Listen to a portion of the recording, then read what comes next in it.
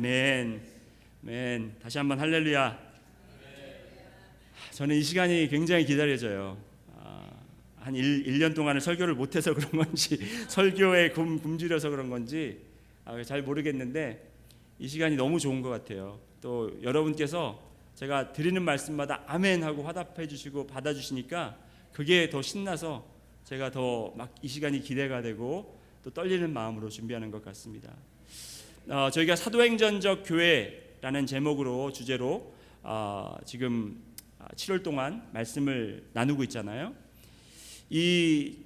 저희가 이렇게 리코딩을 하는 이유가 뭐냐면 이게 이제 자료로 남아서 이게 훈련 자료, 영성 훈련 자료로 나중에 쓰였으면 좋겠어요. 그래서 여러분도 다시 보시면서 놓치신 것 있으시면 또 다시 한번 확인하시고, 또 교회에 새로 등록하시는 분들도 나중에 교회가 어떤 모습으로 돼야 되는가, 하나님이 원하시는 진정한 교회는 무엇인가 라는 것에 대한 훈련을 받으실 때 이 자료를 통해서 배웠으면 좋겠습니다. 그래서 제가 그냥 말씀 전하고 은혜 끼치고 끝나는 것이 아니라 이것이 여러분들의 머릿속에, 그리고 가슴속에, 그리고 삶 속에 깊이 이렇게 페네트레이트 돼가지고 그렇게 자리 잡았으면 좋겠습니다.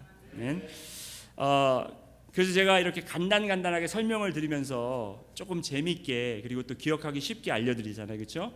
그래서 첫 번째 시간에는 사도행전적 교회가 되기 위해서 우리가 교회가 어떻게 출발을 하게 됐는지에 대해서 배웠습니다. 교회가 출발하게 된 동기가 이제 예수님께서 하늘로 올라가셨잖아요, 그렇죠? 그래서 하늘로 올라가시고, 그리고 성령님이 내려오시고, 그렇죠? 성령님이 내려오셔서 우리 안에 거하시고, 이제 성전이 건물이 아니라 성도, 예수님을 구주로 영접한 자들마다 성령이 그 안에 거하고 있다라는 거예요. 그래서 성령이 거하는 자들이 모인 곳이 바로 교회인데, 교회는 그냥 들어와라 여기서 우리끼리 얼씨구 좋다, 북치고 장구치고 떠드는 곳이 아니라, 교회는 나가서 하나님의 예수님의 지상 명령을 따르는 것이 바로 교회의 목표이고 목적이라는 것입니다. 그래서 교회의 탄생에 대해서 배웠습니다. up, down, in, out. 잘 기억하셨죠? 그 다음에 지난주에 이제 교회가 그렇게 만들어졌는데, 탄생이 됐는데, 그러면 그 교회, 사도행전적 교회가 가지고 있는 특징이 무엇인가? What are the characteristics of the church, the early church? 그 characteristic을 저희가 쉽게 또 이해하기 위해서 머리, 어깨, 무릎, 발, 그래서 머리, 어깨, 무릎, 발이라는 노래와 연결시켜서 제가 여러분들께 가르쳐드렸습니다. 그래서 머리는 무엇이냐면 사도들의 가르침, 사도들의 가르침. 그 가르침이 끊이지 않고 열심으로 그들이 헌신하여서 그 가르침을 들었다는 거예요. 여러분들처럼 apostles, they were devoted to apostles' teaching. 그래서 머리, 어깨는 무엇이냐면 어깨동무. 그래서 교제, 성도 간의 교제. 서로 떡을 떼기에 힘을 썼다고 그랬죠. 그래서 우리가 성도들이 교제를 나누는 것이 또한 중요하고, 그 다음에 무릎은 무엇이냐면 성찬, 그렇죠? 성찬. 그래서 떡을 떼는데 이번에는 주님의 살과 피를 떼듯이 우리가 성찬을 하면서, 그 성찬의 의미는 무엇이냐면 예수 그리스도가 우리의 죄를 사하시기 위해서 십자가에 못 박혀 죽으심을 우리가 기억하고, 또 그가 다시 돌아오겠다 약속하심을 우리가 기억하고 그것에 소망을 두고 사는 것이 바로 성찬의 의미를 담고 있습니다. 그 성찬과 기도, 다시 말해서 예배, 우리가 예배에 힘을 쓰고, 마지막으로 발은 무엇이냐면 전도와 선교. 그래서 우리가 열심히 나가서 전도를 해야 되는 것이 바로 교회의 특성입니다. 교회의 모든 것을 다 빼더라도 여러분, 이 네 가지 말씀의 가르침, 그리고 또 성도 간의 진정한 사랑의 교제, 그냥 친교회 도넛 나누고 비빔밥 먹고 끝나는 교제가 아니고 정말 사랑으로 나눌 것을 나누고 필요한 사람이 없을 만큼 서로의 물건을 다 통용하고, 그렇죠? 그것이 사도행전 교회의 모습이었잖아요. 그래서 그런 교제, 그리고 예배, 성찬과 기도가 끊이지 않는 교회, 그리고 마지막으로 전도와 선교가 끊이지 않는 교회. 그것이 바로 우리가 붙잡고 나가야 하는 과제이고 숙제이고 또한 미션이라는 것입니다. 그래서 제가 그 devote, 처음에 they were devoted to these things 했잖아요. devote이라는 말씀을 설명드렸어요. devote이라는 것은 그냥 우리가 열심히 하는 게 아니고 persevere in, 그렇죠? 그리고 steadfasting, 그러니까 우리가 기다리고 견디고 인내하는 것이에요. 지금 어려운 상황 속에서 우리가 더 말씀 보기가 어렵잖아요. 예배 모이기가 어렵잖아요. 그렇죠? 선교하기 어렵고 전도하기 어렵잖아요. 성찬식 나누기 어렵잖아요. 그래도 우리가 이것을 목숨을 걸고 지켜야 된다는 것입니다. 나중에 정말 어떻게 될지 몰라요, 여러분. 그렇게 안 됐으면 좋겠지만, 그렇게 안 되길 바라고 기도하지만, 정말 정부에서, 나라에서 그 authority들이 와서 우리 예배를 막고 그럴 수가 있는 거예요, 그렇죠? 한국처럼. 한국 소식 들으셨죠, 여러분? 이게 말이 안 되는 거예요. 그럴 상상도 못했는데 지금 이런 일들이 벌어지고 있다는 사실입니다. 캘리포니아 주에서는 모여도 찬양을 못하게 하고, 예배에 와서 이거 마스크 쓰고 예배드린다는 게 참 말이 됩니까? 말이 안 돼요. 하지만 우리가 이것을 버티고 지키고 우리가 계속 추진해 나가야 되는 것이에요. 절대로 버려서는 되지 않습니다. 아멘. 다른 거 다 없어져도 정말 이것만큼은 지키셔야 합니다. 그러면 제가 또 잠깐 리뷰를 조금 더 하고, 사도행전은 누구의 이야기라고 말씀드렸습니까, 여러분? 성령님의 이야기.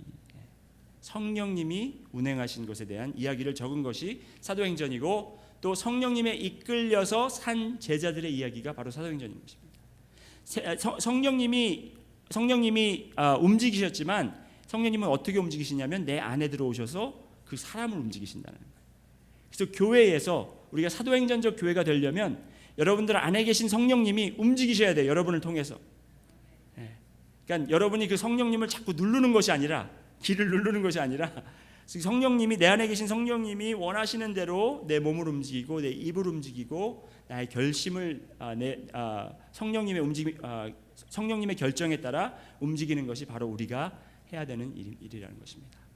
자, 오늘은 이제 3장부터, 사도행전 3장부터 8장까지를 커버할 거예요. 굉장히 많은 챕터들을 커버하는데 자세하게 구체적으로 들어가지는 못하지만, 이 3장부터 8장까지는 어떤 이야기냐면, 대략 제가 지금 말씀드린 것처럼 성령 충만한 사도와 제자들의 이야기예요.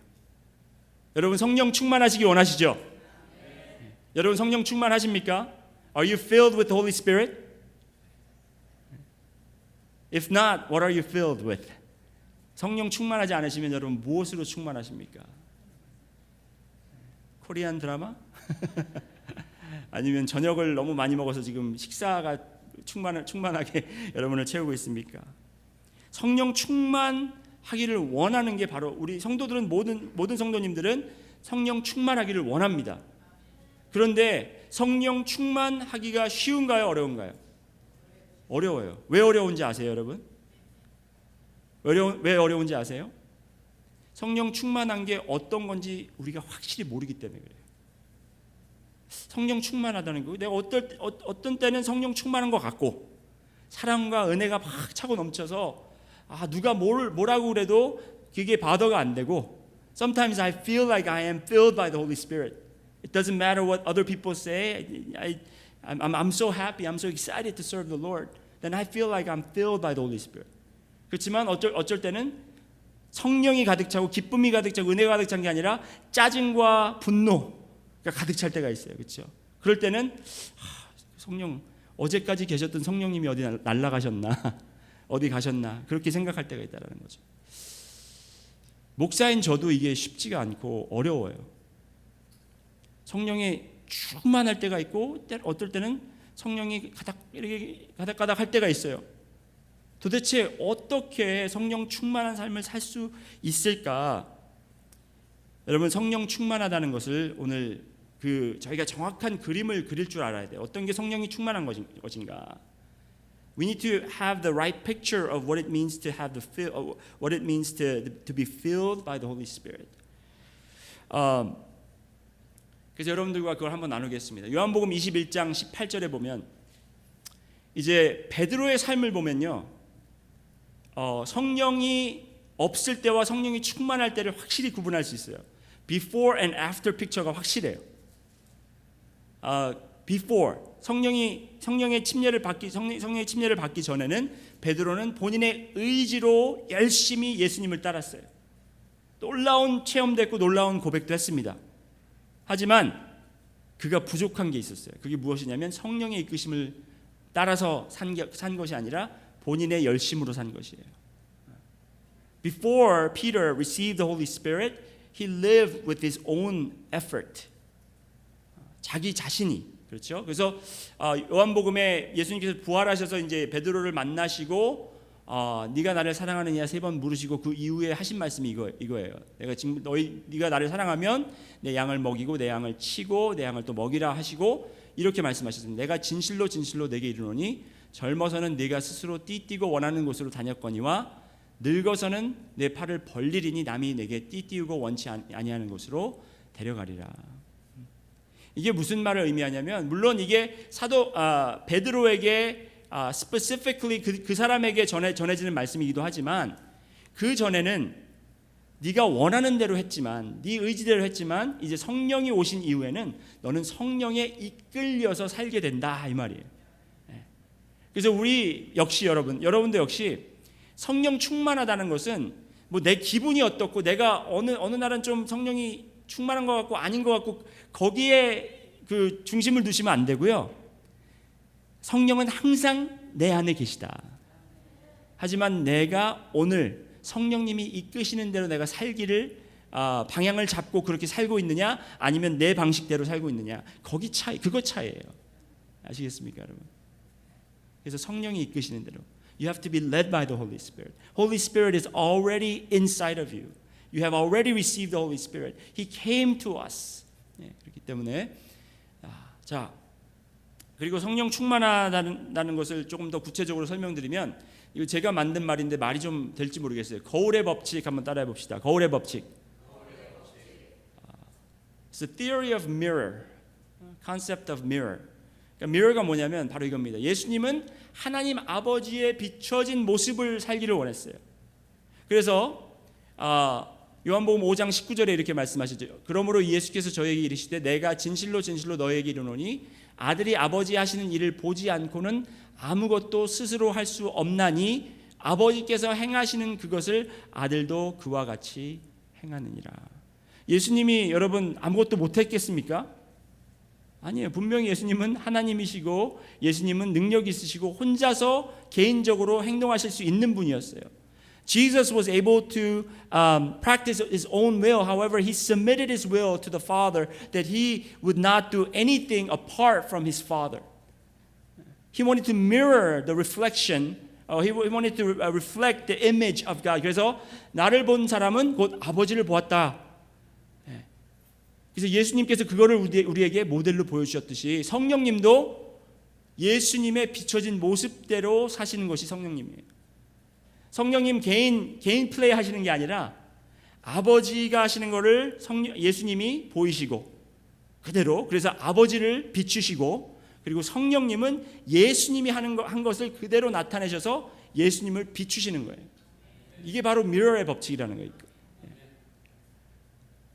요한복음 16장 13절에 또 성령님도 예수님과 같은 고백을 같은 성품을 갖고 있습니다. 그러하나 진리의 성령이 오시면 그가 너희를 모든 진리 가운데로 인도하시리니 그가 자의로 말하지 않고 오직 듣는 것을 말하시며 장래 일을 너희에게 알리시리라. Holy Spirit does not work apart from Jesus. However, he does what he hears from Jesus. 본인의 의지, 본인의 뜻이 있고 본인의 욕심이 있고 생각이 있겠지만 그것을 다 주님 앞에 내려놓고 그대로 그래서 주님 모습이 비춰지도록. 자, 그러면 다음엔 뭐겠어요, 여러분? 제자들도 성령님이 비춰지는 그런 모습을 살아야 된다는 거예요. 그게 성령 충만이라는 거예요. 그래서 여러분을 볼 때 예수님 같네. 그거는 예수님만 할 수 있는 말인데 정말 어떻게 그렇게 예수님 모습을 많이 닮았지? 그런 고백들이 다른 분들에게 나와야 된다는 겁니다. 그래서 우리가 내 스스로 할 수 있는 것들도 많이 있지만 내가 원하는 것들도 많이 있지만 내 생각대로 내 고집대로 하고 싶은 것이 많이 있지만 이것을 다 내려놓고 성령님께 무조건 우리를 맡기면서 성령님이 하라고 그러면 하고 말라고 그러면 말고 멈추라고 그러면 멈추고 바로 그것이 성령 충만한 사람의 자세라는 것입니다. 삶이라는 것입니다. 제가 1년 전에 교회 사임하면서 그때부터 지금까지 보면 하나님이 지금 이거 훈련시켜 주시는 것 같아요. 성령 충만한 삶을 살아라. 저는 솔직히 제가 그때도 말씀드렸는지 모르겠지만 교회 사임하면서 더 큰 데로 가려고 했어요. 더 큰 교회 가서 더 영향력을 발휘하면서 제가 많이 가지고 있다고 생각했기 때문에 이거를 다 풀 수 있는 그런 무대, 그런 플랫폼이 필요했습니다. 제 생각에는. 그래서 하나님께 더욱더 영광을 드린다고 그렇게 영광을 돌릴 수 있을 거라고 저 나름대로 생각을 하고 계획을 하고 나름대로 겸손한 마음으로 그 자세에 임했는데 하나님이 그걸 다 이레이스 시켜버린 거예요. 아이고 그거는 네 생각이고 나는 너를 그렇게 부르지 않았다. 나는 너를 큰 교회 목사로 부른 게 아니라 나는 너를 내 성령으로 가득 채우고 성령에 채워진 사람으로 그렇게 사용하기 원한다. 그래서 여러분도 마찬가지. 성령 충만하시기 원합니다. 성령 충만한 여러분들이 되시기를 바랍니다. Be filled with the Holy Spirit. Just as Jesus mirrored the reflection of God, Holy Spirit did the same, and therefore the followers of Jesus, the disciples of Jesus, need to reflect the image of the Holy Spirit. 자, 그래서 갈라디아서 5장 16절에도 이렇게 말씀하시죠. 내가 이르노니 너희는 성령을 쫓아 행하라. 성령을 쫓아 행하라. 그리하면 육체의 욕심을 이루지 아니하리라. 여러분 이 말씀을 붙잡고 나가셔야 돼요. 내가 아무리 욕심을 버리고 떨고 치고 성령을 쫓는다고 하지만 내 욕심은 내가 호흡이 살아있는 그날까지 계속 그 욕심은 생기고 더 자라게 돼 있습니다. 그래서 날마다 이 경건의 훈련을 우리가 해야 되는데 자 요한복음 16장 8절에 그가 와서 죄에 대하여 의에 대하여 심판에 대하여 세상을 책망하시리라. 이거는 예수님이 성령에 대해서 소개할 때 이렇게 이야기하신 거예요. 이따가 더 자세히 말씀드리겠지만 성령님이 하시는 일은 예수님을 통해서 죄가 무엇인지, 죄가 무엇이라고 보충 설명이 나오냐면 9절에 죄는 나를 믿지 아니하는 것, 예수님을 믿지 아니하는 것을 성령님이 그거를 마음속에 책망을 주셔야만 깨달을 수 있는 거예요. 우리가 복음을 전할 때 당신 죄인이에요. 내가 왜 죄인이에요? 엄마 말 안 듣고 뭐 미워하고 그게 죄가 아니고 예수님을 믿지 않는 게 죄인 거예요. 아무리 착하고 정직하고 도덕적인 사람도 예수님을 믿지 않으면 죄인이라는 거예요. 그거를 깨닫게 해주시는 분은 성령님밖에 없는 거예요. 그리고 의에 대해서 의는 무엇이에요?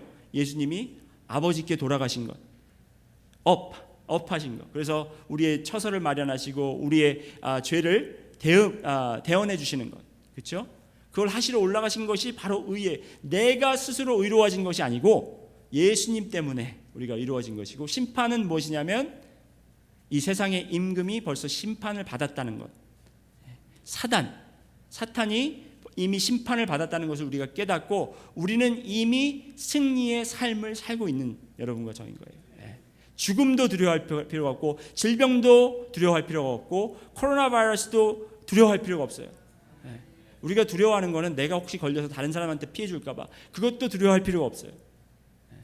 그렇다고 막 자유스럽게 막 행동하라는 건 아니고 조심스럽게 하지만 두려움에 떨면서 우리가 그렇게 사는 것이 아니라 담대하게 우리가 지킬 것 지키고, 내가 혹시 죽더라도, 내가 혹시 이것 때문에 화를 입을지언정 예수님께서 나에게 생명을 주시고 나에게 영생을 허락하심을 우리가 믿고 살아야 된다는 것입니다. 자, 그래서 성령에 이끌려 산 제자들 소개가 되는데 3장부터 8절까지 3명을 대표로 예를 드는데 베드로와 스데반과 빌립입니다. 제가 믿기는 이 세 사람을 선택해서 그 사람들이 한 것을 기록한 이유는 물론 역사적인 것도 있지만, 역사적인 차원에서도 있지만, 다른 것보다 이들이 좋은 모델이라 그래요. 성령에 충만한, 성령에 이끌려서 사는 사람들의 모습이 바로 베드로고 스데반이고 빌립인 것이에요. They are the models of what it means to be led by the Holy Spirit.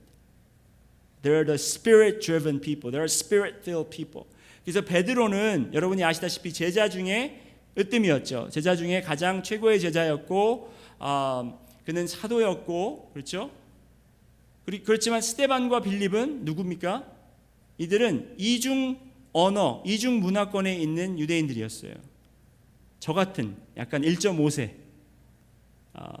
그래서 그 유대 문화와 그리고 또 헬라 문화를 잘 이해하는 사람들이었는데, 이 사람들은 평신도들이었어요. 평신도들이었는데 이제 그들의 사역이 여러분들이 아시다시피 헬라 언어를 사용하는 과부들이 이제 음식을 공평하게 나눠받지 못하니까 사도들이 그러면 너희 중에 성령과 지혜와 칭찬받는 자들을 뽑아서 그들에게 이 일을 맡기자 해서 뽑힌 사람들 중에 2사람인 거예요.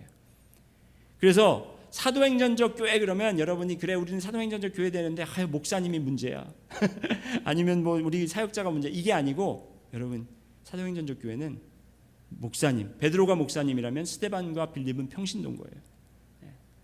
사도행전적 교회가 되려면 우리 모두가 성령에 사로잡혀서 성령의 이끌림을 받아서 살아야 된다는 것입니다.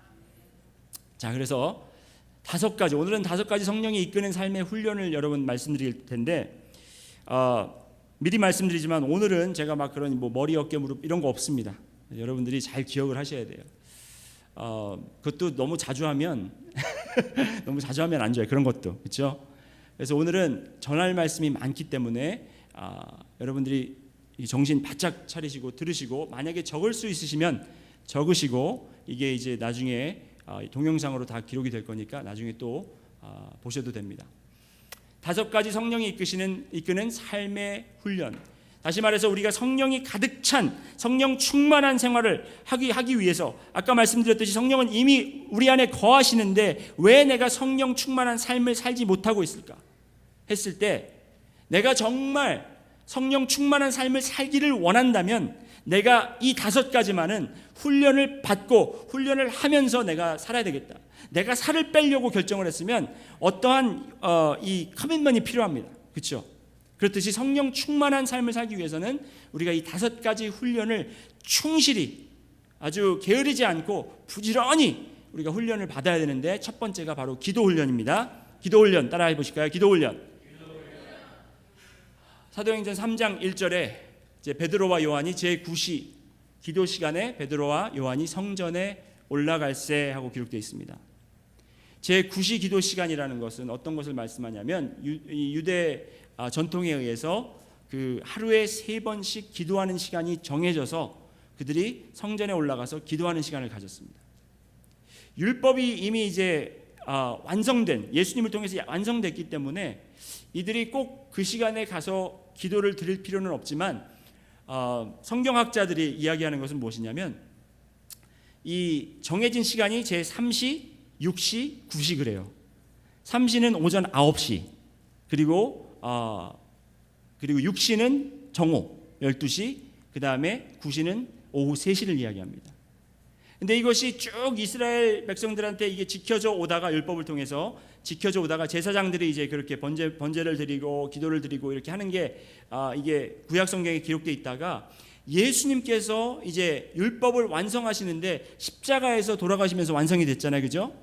근데 십자가에서 못 박히신 시간이 제3시, 예수님께서 숨을 거두신 시간이 제9시, 6시간 동안 예수님께서 그 십자가에 못 박히시고 또 6시부터 9시까지 정말 죽음과 암흑과 싸우시면서 고통받으시다가 돌아가셨기 때문에, 이 성경학자들이 이야기하는 것은 제자들이 이렇게 성전에 가서 기도한 이유는 바로 가서 율법을 행해서 지키는 것보다는 그 정해진 시간, 이미 정해진 시간에 그들이 가서 예수님을 기억하고 예수님이 하신 행위들과 예수님이 가르치신 모든 것들을 그들이 기도를 통해서 다시 한번 정리하고 그리고 상기시키는 그런 시간을 가졌다라는 그런 결론을 내리고 있습니다.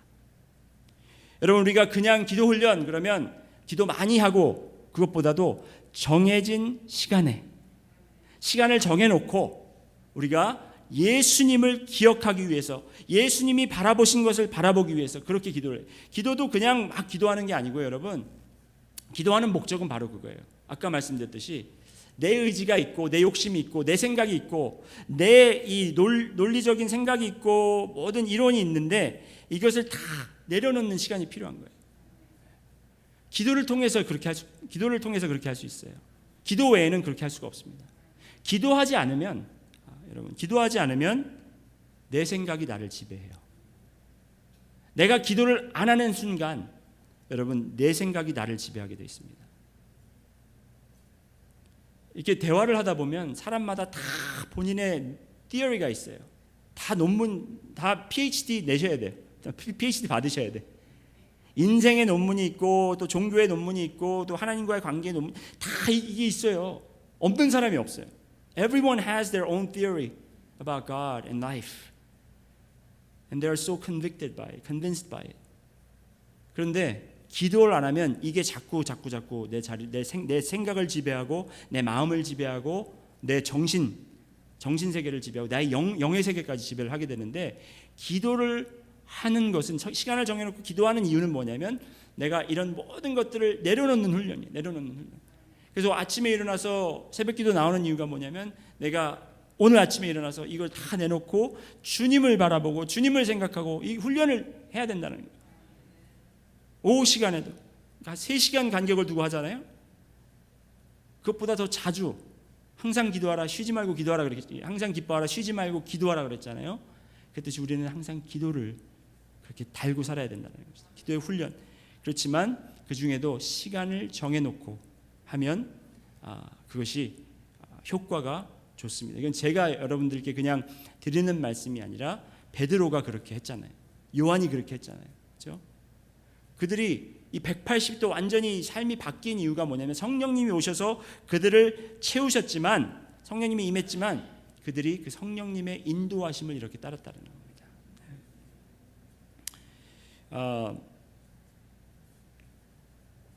그리고 제가 말씀드렸듯이 기도를 쉬는 것은 나의 생각이 나를 지배하는 것이고 기도를 하는 것은 하나님의 생각이 나를 지배하게 하는 것이다.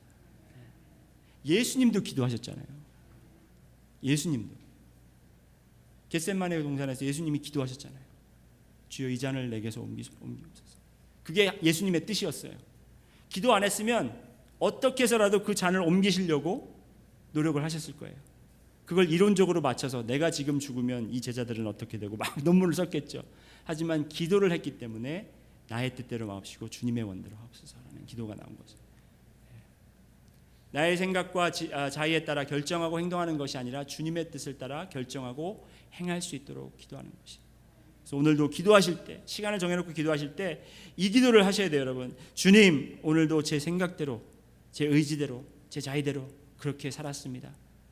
제 논리대로 그렇게 행동했고, 그렇게 화도 냈고, 그렇게 정의를 갖다 댔고, 여러분 제가 그렇게 살아왔습니다. 주님 용서하여 주시옵소서.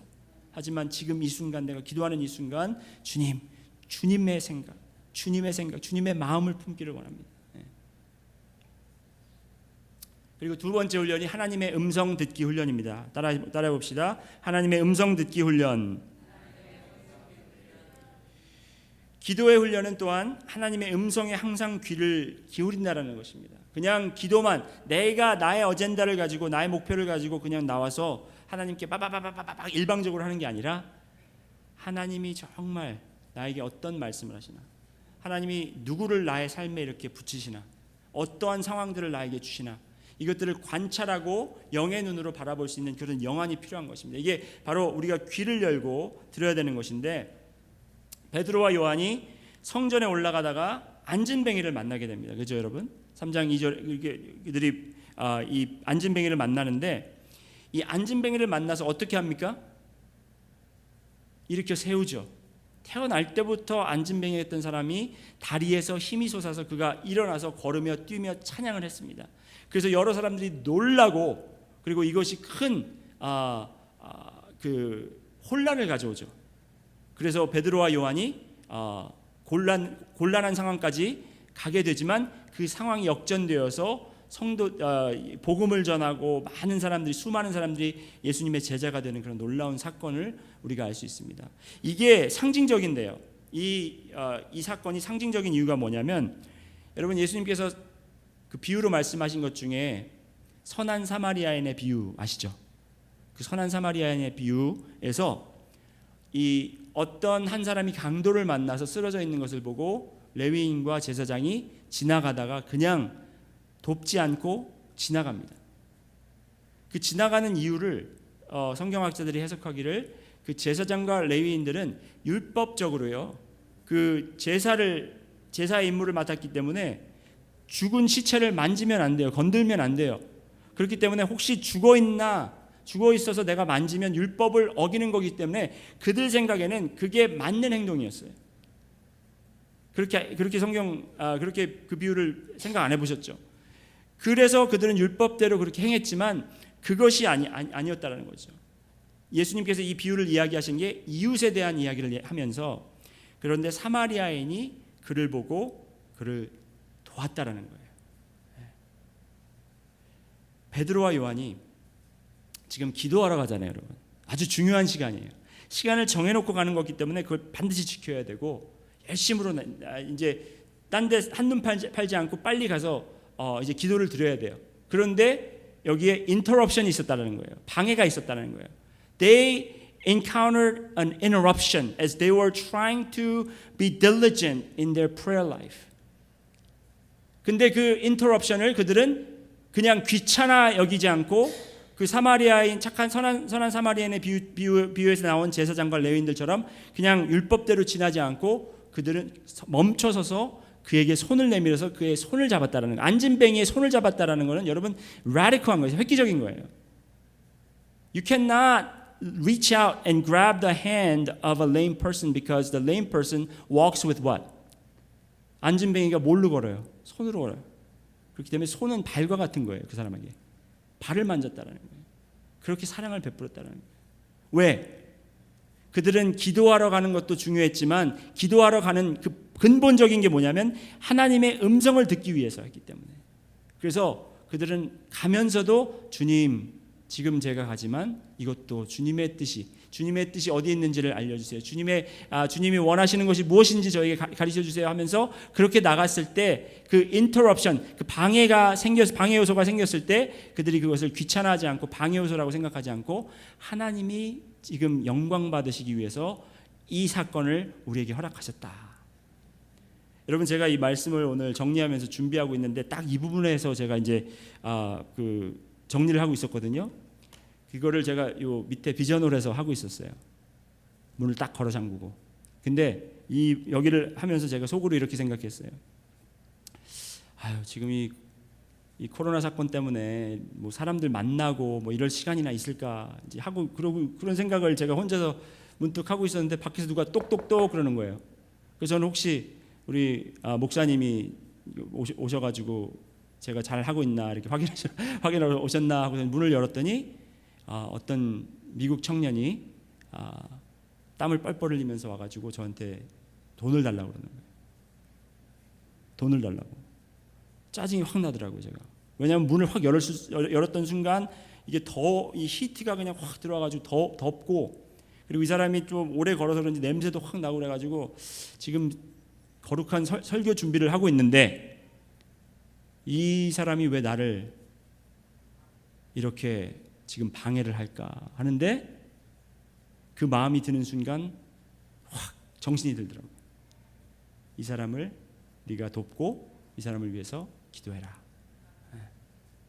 제가 순간적으로 당했기 때문에 겪었던 거기 때문에 이것이 쉽지는 않았어요. 쉽지도 않고 제가 잘 했는지도 모르겠지만 이 형제 이름이 찰스였고 약간 제가 보기에는 그 알코올이든지 뭐 다른 서브스턴스든지 약간 뭐 정신이 오락가락하는 사람 같았어요. 이 사람 손을 붙잡고 제가 기도를 해주고, 그리고 돈을 조금 너무 많이 주면 혹시 저기 하니까 돈을 주면서 예수님은 너를 사랑하신다 하고 보냈습니다. 여러분, 이게 우리의 삶 속에서 하나님이 이런 인터럽션들을 많이 이렇게 주세요. 근데 우리가 그거를 그냥 지날 때가 많다는 거예요. 그냥 무시하고 지나거나 아니면 그걸 진짜 귀찮게 여겨서 그냥 바빠 죽겠는데 교회 가야 되는데 교회 가서 준비하고 기도하고 그래야 되는데. 하지만 여러분, 우리가 기도할 때도 어디 장 보러 갈 때도 집에 갈 때 집에 돌아갈 때도 항상 우리가 주님이 바라보시는 그 눈을, 주님이 가지고 계신 그 긍휼한 마음을 우리가 품게 해달라고 그렇게 기도하면서 우리의 자신을 드려야 한다는 것입니다. 들으신 이 듣는 훈련이 필요한 이유는 뭐냐면, 여러분이 듣는 훈련이 필요한 이유는 그분이 나의 목자이시기 때문에 그래요. 예수님이 나의 목자시고, 목자는 우리를 인도해야 될 책임이 있으시고, 우리를 인도하시고, 우리가 잘못된 길로 가고 있으면 외쳐서 소리를 지르셔서 우리를 다시 부르시는데, 우리가 귀를 기울이지 않는다면 우리는 계속 잘못된 길로 나가서 떨어져서 다리가 부러지든지 아니면 목이 부러지든지 그런 고난을 당한다는 거죠. 선한 목자 되신 우리 예수님의 음성을 우리가 귀를 기울여서 성령님을 통해서 들어야 된다는 것입니다. 근데 여기에는 훈련이 필요한 이유가 뭐냐면, 그 음성을 우리가 익히기 위해서, 그 음성을 우리가 알기 위해서, 이것도 자꾸 훈련을 받아야만 우리가 이게 주님의 음성이구나, 그렇게 알 수 있어요. 근데 예수님께서 하나님께서 우리에게 음성을 들려주십니다. 여러분 믿으시죠? 하나님께서 우리에게 말씀을 하십니다. 제가 YWAM 가가지고 그 열방대학 가가지고 하와이에서 3개월 동안 훈련받는 동안, 저는 침례교단에서 교육을 받았기 때문에 침례교는 이 성령 운동에 대해서 좀 부정적으로 생각을 해요. 그래서 그 YWAM 가서 훈련받는 동안 그 첫 번째 토픽이 하나님의 음성이었어요. 하나님의 음성을 듣는 거. 그게 YWAM의 굉장히 중요한 그 티칭 중에 하나거든요.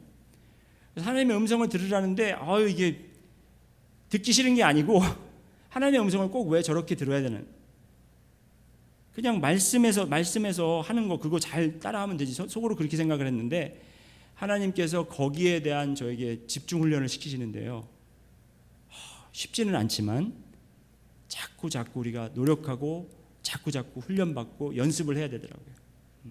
자꾸 연습을 해요.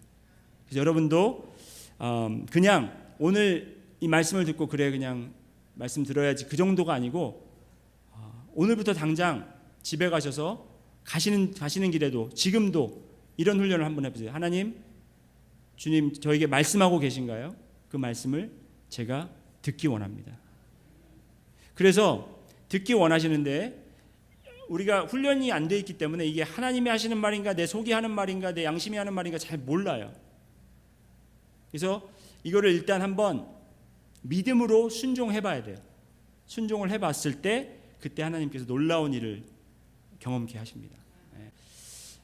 세 번째로 복음 선포 훈련.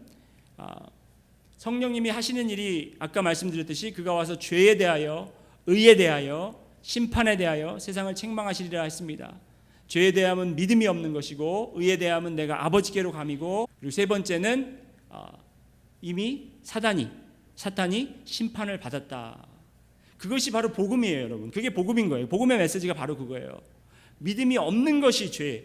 그 죄 때문에 우리는 영원히 지옥에서 우리는 그렇게 고통을 당하면서 영생을 보내야 되는, 그게 우리의 삶이지만, 의에 대함, 우리가 이 의를 입었다 하면 예수님께서 죽으셔서 부활하시고 올라가셨기 때문에 우리는 죽음을 이기고 우리도 부활할 수 있는 소망이 생겼다라는 것입니다. 그리고 사단이 지금 이 세상을 잡고 막 흔들고 제 아무리 날뛰어도 예수님께서 이미 그를 이기시고 그를 심판하셨다는 사실을 우리가 믿어야 된다. 이거를 우리가 선포하는 훈련을 가져야 돼요. 선포하는 훈련. 제가 여러분 한 분 한 분씩 붙잡고 복음에 대해서 한번 저한테 3분 동안 정리해서 말씀해 주세요 하면, 여러분 중에서 그거를 3분 동안 이렇게 잘 말씀해 주실 수 있는 자신 있으신 분 한번 여기 손 들어 보세요. 그거는 신학교를 4년 공부를 한 사람도 쉽지는 않아요. 쉽지가 않습니다. 왜냐하면 이것은 훈련이 돼야 되고, 아까 듣는 훈련한 것처럼 이 선포하는 것도 자꾸 훈련을 해야 돼요. 그래서 어떤 상황이 오든지 간에 내가 그 상황에 맞춰서, 그 사람에 맞춰서 이것을, 그 에센스를, 그 본질을 우리가 잘 말씀드릴 수 있어요. 이 세 가지, 죄에 대한 것, 의에 대한 것, 심판에 대한 것, 이 세 가지를 정확하게, 시간이 길면 나의 예도 들어서 이거를 연습을 해야 되는데, 오늘 집에 가셔서, 숙제를 오늘 많이 내드리는데 집에 돌아가셔서 여러분의 짝꿍들하고 아니면 여러분이 좀 이렇게 편하게 대화할 수 있는 분하고 가셔서 이걸 연습을 해보셔야 돼요. 내가 복음에 대해서 좀 이렇게 얘기를 해볼 테니까 한번 들어봐 하고 이렇게 얘기를 해야 돼요. 이게 정리가 우리가 되고 연습이 돼야지 그냥 갑자기 아무런 준비 없이 나가서 하려고 그러면 잘 안 나와요. 되지가 않아요. 막 서두 없이 이게 두서 없이 이렇게 막 여기저기 갔다가 갈팡질팡하고 무슨 말을 하는지 오히려 믿으려고 했던 사람들까지 우리가 쫓아내는 그런 잘못된 영향력을 끼칠 수가 있거든요. 자꾸 해봐야 되는 거예요. 제가 너무나 감사한 것은 저희가 YWAM에 가서 그렇게 훈련 받고 또 필리핀 가서 2개월 동안 저희가 선교를 했잖아요. 그 선교하면서 매일매일 저희가 나가서 전도를 했습니다. 전도를 하는데 이제 제 아내가 하루는 오더니 이제 내가 어떻게 하면 전도를 할 수 있는지 터득을 했다는 거예요. 복음의 메시지는 확실하죠. 그런데 어떻게 하면 이들의 어텐션을 딱 그랩을 해가지고 설명을 할 수 있는지. 그래서 어떻게 하냐 물어봤더니 우리가 처음에 나를 소개할 때 우리는 미국에서 달라스에서 온 이런 사람들이다 이렇게 얘기를 했는데 그게 아니고 필리핀은 여러분 그 케이팝 문화 때문에 한국인에 대한 관심이 굉장히 많잖아요. 그래서 I am Korean 그러면 눈이 벌쩍 띄어서 You're Korean 그러면서 막 우리가 말을 시키지도 않는데 그들이 먼저 말을 막 한다는 거예요. 그러니까 이게 자꾸 해보니까 그런 경험도 쌓이는 것이고 또 그런 노하우도 생기는 거예요. 그래서 여러분들도 그냥 붙잡고 말이 통하든 안 통하든 한번 연습을 해보시는 거예요. 순종하는 마음으로 해보시고 그래야만 우리가 하나님의 능력을 체험할 수 있는 거예요. 그리고 담대함의 훈련, 제가 빨리빨리 말씀드리겠습니다. 베드로가 이제 그렇게 안진뱅이를 일으킨 것 때문에 그가 대제사장에게 끌려가서 이제 신문을 받고 이제 감옥도 들어가고 하지 않습니까? 그럴 때 이 베드로가 담대하게 이 제사장에게 한 말이 이거예요. 우리는 보고 들은 것을 말하지 아니할 수 없다. 너희들은 왜 그렇게 이야기를 하냐 했을 때 우리는 보고 들었기 때문에 이건 아무도 누가 이거는 디나이할 수가 없는 것이다. 그렇게 이야기를 한다는 거죠. 베드로는 누구였냐면 그 예수님이 대제사장에게 끌려갔을 때 그 뜰 앞까지 쫓아왔다가 쭈삣쭈삣 하고 있다가 거기서 불을 쬐고 있다가 이 servant girl, young girl이 너 혹시 갈릴리 사람 제자 아니냐? 예수 제자 아니냐? 그랬더니 이 사람이 아니다. 내가 무슨 제자냐? 난 예수라는 사람도 모른다 하고 부인한 사람이었어요. 이 사람이 갑자기 담대한 이유는 뭐냐면 성령을 통해서 담대해졌다는 거죠. 그리고 더 중요한 것은 5장 29절 이제 한번 풀렸습니다. 하나님께서 사자를 보내셔서 그 감옥에서 나오게 됐는데 나오자마자 또 가서 이 복음의 메시지를 전하니까 또 붙잡아 와가지고 너희들 도대체 우리가 그거 하지 말라고 그랬는데 왜 그런 말을 전하냐 했더니 베드로와 사도들이 대답하여 가로되 사람보다 하나님을 순종하는 것이 마땅하니라. 담대함의 훈련, 여러분 담대함의 훈련은 간단히 말씀드리면 이것입니다. 담대함은 오직 하나님을 두려워할 때 생기는 것입니다. 따라해 보세요. 담대함은 하나님을 두려워할 때 생기는 것이다. 사람을 두려워하면 담대함이 사라집니다. 내가 이거 성공할까? 내가 이거 페일할까? 내가 이거 실패할까? 그걸 두려워하면 우리는 담대함이 없습니다. 하지만 하나님을 믿고 하나님만을 두려워하면 내가 두려워하는 존재가 하나님만이 된다면 나는 담대함을 가질 수 있는 것입니다. 다윗이 골리앗 앞에서 떨지 않은 이유가 뭐냐면 하나님을 두려워했기 때문입니다.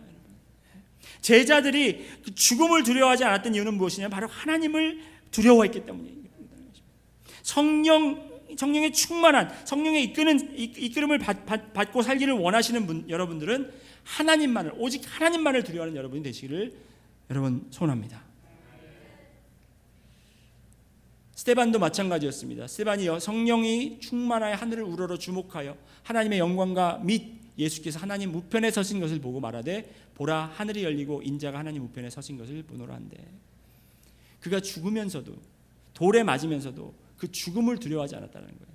그래서 스데반은 집사였지만 고작 이 테이블을 서브하는 그 직분을 맡았지만 그가 담대하게 지혜로 성령 충만함으로 말씀을 전했을 때 그가 곤경에 처하고 죽임을 당했지만 여러분 처음 순교자예요. 스데반이 예수님을 따르는 처음 순교자라고. 무릎을 꿇고 크게 불러가로되 주여 이 죄를 저들에게 돌리지 마옵소서. 이 말은 누가 하셨습니까? 예수님께서 하셨다 그 말을. 비록 이 사람은 평신도였고 집사였고 테이블을 그 헬라인 과부들을 헬라 언어를 쓰는 과부들을 돕는 사람이었지만 그가 예수님을 닮고 예수님의 모습을 보일 수 있었던 이유는 무엇이냐면 하나님을 두려워했기 때문에. 죽음을 두려워하지 않고 사람들을 두려워하지 않았기 때문에. 마지막으로 위기 극복 훈련 따라해 보실까요? 위기 극복 훈련. 기도 훈련, 하나님 음성 듣기 훈련, 복음 선포 훈련, 담대함의 훈련, 위기 극복 훈련. 자, 위기 극복 훈련이라는 것은 무엇이냐면 절망적인 상황에 굴하지 않고 기쁨을 나누는 삶. 자, 사도행전 8장 1절 이제 스데반이 죽고 사울이라는 사람, 나중에 바울이 되죠. 이 사람이 이제 들고 날뜁니다. 기독교인들을 교회들을 핍박하기 시작합니다. 사울이 그의 죽임당함을 마땅히 여기더라. 그날에 예루살렘에 있는 교회에 큰 핍박이 나서 사도 외에는 다 유대와 사마리아 그리고 모든 사람들이 흩어져서 경건한 사람들이 스데반을 장사하고 위하여 크게 울더라. 사울이 교회를 잔멸할세 각 집에 들어가 남녀를 끌어다 감옥에 오게 넘기는 엄청난 일, 지금과 비교할 수 없을 만큼 큰 일이, 두려운 일이 일어났다라는 거예요. 그런데 사도들이 어떻게 했냐면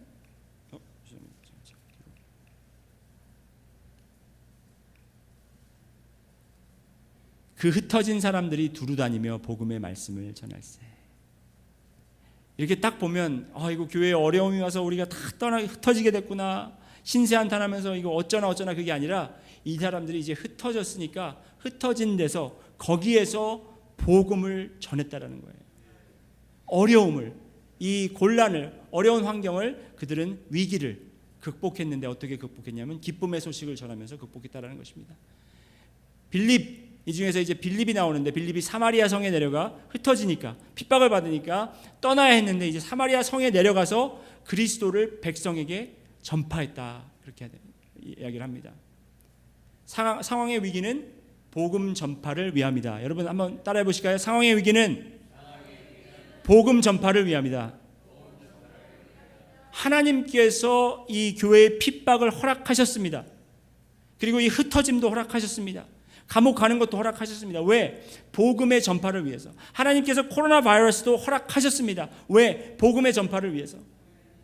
쭉정이와 알곡을 거르시는 것, 그거는 모르겠습니다. 하지만 하나님께서 분명히 허락하신 이유가 있고 우리는 그것을 찾아서 우리는 지금 복음 전하는데, 그 기쁨의 소식을 전하는데 우리는 충실해야 된다는 것입니다. 복음을 나누는 것은 곧 기쁨을 나누는 것이다. 자, 복음을 받는 사람들이 이제 어떻게 했냐면 많은 사람들에게 붙였던 더러운 귀신들이 크게 소리를 지르며 나가고 또 많은 중풍병자와 안진뱅이가 나으니 그 성에 큰 기쁨이 있더라. 또 이제 그 에디오피아 네시가 복음을 듣고 흔연히라는 말은 rejoicing, 길을 감으로 그를 다시 보지 못하니라. 이 복음을 들은 사람들은 기뻐한다는 거예요. 우리의 어려움과 우리의 고난과 우리의 위기가 다른 사람들에게 기쁨을 나눌 수 있는 그러한 순간이 된다는 것입니다. 자, 말씀을 이제 마치겠습니다. 오직 성령이 너희에게 임하시면 너희가 권능을 받고 예루살렘과 유다와 사마리아와 땅끝까지 이르러 내 증인이 되리라 하시니라. 여러분, 제자들이 스스로 어떻게 사마리아와 땅끝까지 이르러 예수님의 증인이 됐겠습니까? 예루살렘은 어떻게 해봤겠죠. 하지만 사마리아, 땅끝, 온 유대 말이 안 되죠.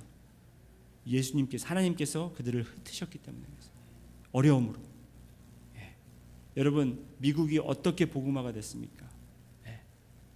청도교들이 종교의 자유를 찾기 위해서, 기독교의 정신을 물려받기 위해서 이곳에 와서 정말 여러분들이 오셨지만 여러분들도 마찬가지예요. 그렇죠? 미국에 오셔서 하나님께서 여기에 다른 목적으로 다른 이유로 보내셨다고 생각했겠지만 막상 오셔서 여기서 신앙생활 하시고 또 성령에 대해서 배우시고 또 은혜에 대해서 배우시고 이러한 것들이 다 주님이 계획하신 것이라는 것이죠. 성령님께서 허락하시고 또 계획하신 것을 우리가 기도와 듣기 훈련과 그리고 또 이 훈련 5가지 훈련들을 우리가 마음에 깊이 새기고 우리가 직접 그것에 커밋하고 그렇게 살아나가는 여러분들 되시기를 주님의 이름으로 소망합니다.